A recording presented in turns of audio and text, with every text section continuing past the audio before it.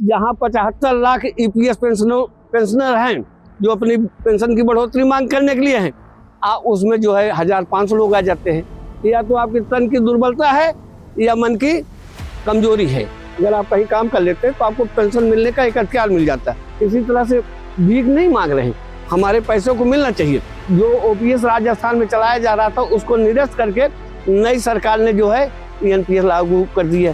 सरकार ये सोचे कि बुजुर्ग लोग दवाई के लिए न मरने पाए, 2 रोटी के लिए न मरने पाए, परिवार में उपेक्षा का शिकार न होने पाए। हारने वाले नहीं हैं, टूटने वाले नहीं हैं, झुकने वाले नहीं हैं। इस बार सरकार को झुका के छोड़ेंगे। मित्रों, जैसे आपको पता है कि मनोज स्वराजी जी 2-3 दिनों से आपको बराबर अपडेट बता रहे हैं कि यह आने वाले समय में 31 जनवरी का जो धरना प्रदर्शन होगा किस तरह से होगा, वो बड़े ओजस्वी या तेजस्वी शब्दों में आपको प्रेरित कर रहे हैं, आपकी भावनाओं को, सोई हुई भावनाओं को जगा रहे हैं। धन्यवाद के पात्र हैं। आज शाम को मनोज स्वराजी जी यूट्यूब पर लाइव रहेंगे और आप लोग भारी से भारी संख्या में उनको देखने की कोशिश करेंगे और शेयर भी करेंगे, कमेंट भी करेंगे। भूलना मत, आज शाम 7 बजे ईपीएस 95। आप यूं मान लीजिए कि जनवरी के महीने में शुरुआत, त्योहारों के दिन शुरुआत हो जाता है। पहला त्योहार जैसे हो जाता है मकर संक्रांति का, फिर दूसरा त्योहार हो जाता है 26 जनवरी के। इसी बीच एक बहुत भव्य त्योहार हुआ 22 जनवरी, प्राण प्रतिष्ठा भगवान श्री राम के। ऐसे अब त्योहारों का सिलसिला चलेगा। अब बात आ गई ईपीएस 95 का। जब कोई राजनेता, प्रखर वक्ता या समाजसेवी या आंदोलनकारी निकल करके सामने आता है तो ये परिवर्तन होता है। हमें लगता है कि आप लोग कहीं हताश हो गए हैं, कहीं निराश हो गए हैं। अपनी अंतरात्मा को जगाइए, ओजस में आइए, अपने मनोबल को। तन की क्षीणता जो आपकी हो रही है, मन की दुर्बलता हो रही है, इससे हम भी पीड़ित हो रहे हैं। आप बताइए, जहां 75 लाख ईपीएस पेंशनर हैं जो अपनी पेंशन की बढ़ोतरी मांग करने के लिए हैं, उसमें जो है 1500 लोग आ जाते हैं। या तो आपकी तन की दुर्बलता है या मन की कमजोरी है। आप अपने आत्म बल, पौरुष, पराक्रम के साथ 31 जनवरी को आप आइए। अब मैं आपको उदाहरण लेकर चलता हूं। अगर सफल होना है तो आंदोलन से ही सफल हो पाएंगे, अन्यथा इसके अलावा कोई रास्ता है नहीं। कई बार ऐसे आंदोलन हुए कि लोग सफल हुए। आप सोचिए, अपने देश की आजादी आंदोलन से ही मिली है। किसान आंदोलन हुआ, जो काले कानून थोपे जा रहे थे वो आंदोलन से ही निकल के आए, को काला कानून नहीं थोपा गया। भले 750 किसान शहीद हो गए हों। अन्ना हजारे का आंदोलन हुआ, एक नई सरकार बनी, एक परिवर्तन हुआ। इसके बाद बहुत सारे ऐसे आंदोलन हुए जो अपने प्राणों की बाजी लगा देते हैं, समरभूमि बना देते हैं, रणक्षेत्र का मैदान बना देते हैं। आर या पार, ये सरकार रहेगी या हम रहेगी या हमारी मांगे पूरी जाएगी।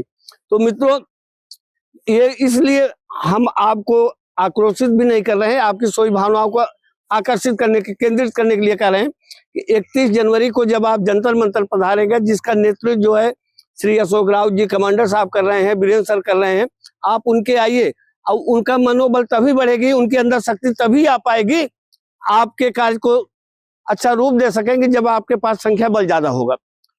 जब आप संख्या बल होगा, आप बताइए, सब्र की एक सीमा होती है। सब आप लोगों ने सब्र किया, उसकी एक सीमा हुई। धीरे धीरे 8 साल, यूं मान लीजिए कि 2 सरकार के कार्यकाल पूरे हो गए, लेकिन हुआ है कुछ नहीं। आपने बड़ा अच्छा किया, राष्ट्रीय संपत्ति का कोई नुकसान नहीं पहुंचाया, कोई तोड़फोड़ नहीं किया, रेलवे नहीं रोका। मतलब बुजुर्ग का जो संस्कार होता है, आपने अपने जीवन में अथक परिश्रम करके घर परिवार चलाने के लिए जो आपको मूल वेतन मिलता था, मिलना चाहिए था। आज पेंशन डिमांड क्या होती है, आपका काटा गया पैसा ना 12%, 12% सरकार को देना चाहिए था। अगर वो पैसे ना काटे गए होते तो आपके पैसे पूरे आपके पास मिलते, या काटा गया तो उसको समय से मिल जाना चाहिए। अब आप सोचिए, ईपीएफओ कार्यालय जो श्रमिक कार्यालय है, जहां पर पैसा जमा होता है, देश के सभी अर्थ क्षेत्र में काम करने वाले, सरकारी संस्थान में काम करने वाले, उनका पैसा काट करके, सरकार का पैसा काट करके 12% जमा करके आप 10 साल, 15 साल, 10 साल अगर आप कहीं काम कर लेते हैं तो आपको पेंशन मिलने का एक अधिकार मिल जाता है। इस तरह से आपने 35 साल, 40 साल, 58 साल, 60 साल तक आपने काम किया। सोचिए कितना धन संग्रह हो गया। 75 लाख जो है लोग पीड़ित है। इस देश में जो पेंशन के चाहने वाले लोग हैं कि अगर 75 से 10 लोगों को जुड़ा किया जाए कि वो 3 को समझा ले, वो 3 को समझा ले, वो 3 को समझा ले ना, तो सरकार के सामने एक समस्या पैदा कर देंगे ना। जहां हमारे संस्कारों में है कि हम बड़े बुजुर्ग हैं और हमारे बच्चे हैं और हमारे रिश्तेदार हैं, हम सब हैं, सब आश्रित तो बुजुर्ग के ऊपर हो जाते हैं ना। घर का मुखिया जो बुजुर्ग होता है वही देश के प्रधानमंत्री के जैसे हो जाता है, उस घर का वो प्रधानमंत्री हो जाता है कि उसे कैसे रक्षा बजट को चलाना है, कैसे परिवार को चलाना है, कैसे कृषि कार्य को चलाना है, कैसे अन्य कार्य को चलाना है। इसमें काफी व्यय का खर्चा होता है। अब पैसे के अभाव में और आत्मग्लानि पैदा होना, निर्धनता भावनाओं की हत्या करना और तमाम तरह के होता है कि हम वो उम्र में छोटे हैं, किसी काम के लायक नहीं, लेकिन आज हमारी मजबूरी है, हम उनसे भी अपना हाथ पसार देते हैं। सरकार अगर सहयोग कर देती है, जबकि सुप्रीम कोर्ट का आदेश है, आप जानते हैं कि 7,500 रुपए मिलना चाहिए, प्लस डीए मिलना चाहिए और उसके बाद जो है चिकित्सा सुविधा मिलना चाहिए। सरकार को अपने विचारों का क्रियात्मक रूप क्यों नहीं दे पा रही? कितना प्रयास किया गया, 20 बार श्रम मंत्रालय में अशोक राव जी, वीरेंद्र सर ने बैठक किया, उसके बाद 2 बार प्रधानमंत्री से मिला, आश्वासन पे आश्वासन, तारीख पे तारीख, आखिर ये कब तक सिलसिला चलता रहेगा? इन 8 सालों में आप मान के चलिए जो आंकड़े निकल के आ रहे हैं, शारीरिक दुर्बलता से लगभग 4 लाख जो है इस धरा को छोड़ चुके हैं, स्वर्गीय हो गए हैं। आखिर निर्धनता भी तो आदमी को आर्थिक रूप से अगर प्रबल है तो आप थोड़ा अच्छी आयु जीते हैं, कब आयु में जीते हैं। कभी आपके पास पैसे ना हो तो दवा आप कैसे खरीदेंगे, घर परिवार का संचालन कैसे करेंगे? आज जीवन पैदा होने से लेकर के मृत्यु तक तो पैसे की जरूरत है। आप बताइए, बच्चा जब इस धरती पे आता है तो उसको टेटनस का इंजेक्शन भी लगवाना है, वो तमाम सारी चीजें हो गए। अंतिम समय संस्कार में भी आप 2,500-3 हजार रुपए अंतिम संस्कार में भी खर्चे आ जाते हैं ना। यही बात मैंने आपसे कहा था, आपने कमेंट भी अच्छा किया था, any human body can not live without money. बिना पैसे कोई जीवित नहीं रह सकता। सरकार के पास अगर संसाधन की कमी है, आर्थिक स्थिति कमजोर नहीं, जो आज हमारे विश्वगुरु बोले जाते हैं, बड़ा बढ़िया उन्होंने काम किया कि धारा 370 खत्म कर दिया, भगवान श्री राम को पुनर्प्रतिष्ठित करके राम राज जैसी व्यवस्था लाने की कोशिश की है। और उसके बाद गरीबों को कितना राशन दिया जा रहा है, विधवाओं को कितना पेंशन दिया जा रहा है, विकलांगों को कितना पेंशन दिया जा रहा है। आपने तो सेवा का अपने हक का पैसा मांगा है ना। हर क्षेत्र में सरकार काम कर रही, लेकिन आपके प्रति ये सरकार उदारता कब दिखाएगी? आपके प्रति EPS 95 के पेंशनर्स जितने हैं उनके प्रति सरकार आखिर कब उदारता दिखाएगी, कब अपना बड़ा दिल दिखाएगी? जबकि हमारे कमांडर साहब वीरेंद्र सर का कहना होता है कि हमें सरकार बदलना नहीं है, सरकार से हमें अपनी बात मनवाना है। सरकार कोई भी होगी, हमारी मांगे जो है जायज है और हम उसके लिए लड़ रहे हैं। हम अपने पैसे के लिए लड़ रहे हैं, किसी और के पैसे के लिए नहीं लड़ रहे हैं। सरकार ने हमारे पैसे के लिए, हम न ब्याज, न कर्जा, न लोन, किसी तरह से भीख नहीं मांग रहे हैं, हमारे पैसों को मिलना चाहिए। अब ये सूचना जैसे हम कई दिनों से हम प्रिया बेटी श्री मनोज स्वराजी जी आपको दबंग दिल्ली, मिनी संसद, FR पे बराबर देते रहते हैं, तो हमें मान के चलते हैं कि हम हुए, मनोज स्वराजी जी हुए, प्रिया बेटी, तो आपके आंदोलन को जितना हमने प्रचार प्रसार का रूप दिया है, शायद ये बातें सुन करके इस बार आपका इतना बड़ा विशाल जनसमूह होगा कि शायद सरकार भी आश्चर्य हो जाएगी कि अब ये वृद्ध भी लामबंद होने लगे जैसे किसान हो गए थे, अब ये बुजुर्ग लामबंद होने लगे। जैसे अभी हाल में देखा था रन हिट के मामले में ड्राइवरों ने एक दिन हड़ताल कर दिया, भारत की अर्थव्यवस्था डगमगाने जैसी स्थिति हो गई। सरकार को अपना ये कानून वापस लेना पड़ा।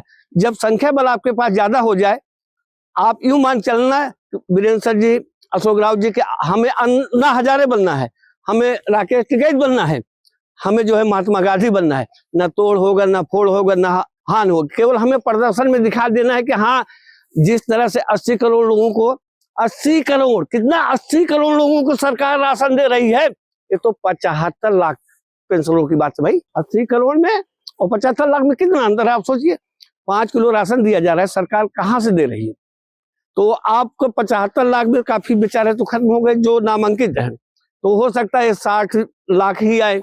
और ये भी पैसे जो EPF EPFO कार्यालय में जमा है, उन्हीं के पैसे को मिलना है बढ़ोतरी के। अब आपको किसी 1100, 1500, 1800, 2000, 3000 पेंशन मिल रही है, तो ये तो ऊँट के मुंह में जीरा जैसे हो जाता है। ऊँट के मुंह में जीरा और वो से प्यास थोड़ी बुझने वाली है।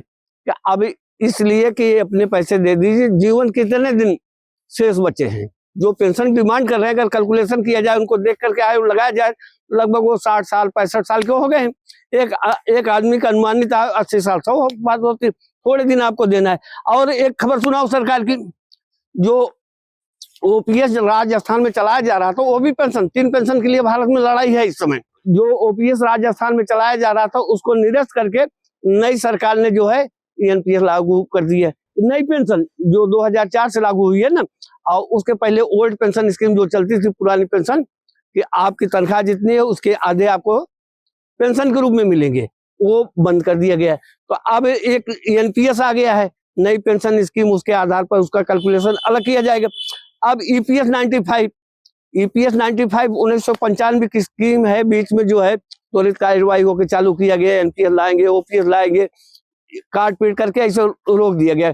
1000 500 1000 1500 2000 बतासा का प्रसाद बना के बांट दिया गया। तो भैया कुछ जो जीवन में संघर्ष किया गया है, कम से कम सरकार ये सोचे कि बुजुर्ग लोग दवाई के लिए न मरने पाए, 2 रोटी के लिए न मरने पाए, परिवार में उपेक्षा का शिकार न होने पाए। जब मैं एक EPS कर्मी से पेंशनर से मिला था, तो अपनी बताने लगा, मेरे पास पैसे नहीं होते हैं, जो कमाया था हमने सब जो है बच्चों परिवार में कर दिया, मेरे पास कहाँ है, अब मैं अपनी दवा कहाँ से कराऊं, अपनी मिसेज की दवा कहाँ से कराऊं, खाने पीने क्या करूं।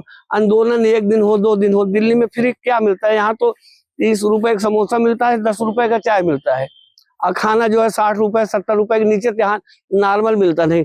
हम इस आंदोलन को कैसे इतने दिन तक खींच पाएंगे। ये तो अच्छा है कि दिल्ली में जो है गुरुद्वारा है, वहां से हम लोग अपना खाना पीने कर लेते हैं, और लोग बड़े दयालु प्रवृत्ति हैं, कुछ वैसे भी हेल्प कर देते हैं। लेकिन हम अपने भी हौसले के पौवारे बना रखे हैं, हारने वाले नहीं हैं, टूटने वाले नहीं हैं, झुकने वाले नहीं हैं। इस बार सरकार को झुका के छोड़ेंगे। आप देख रहे हैं सौगंध TV, सौगंध वतन की।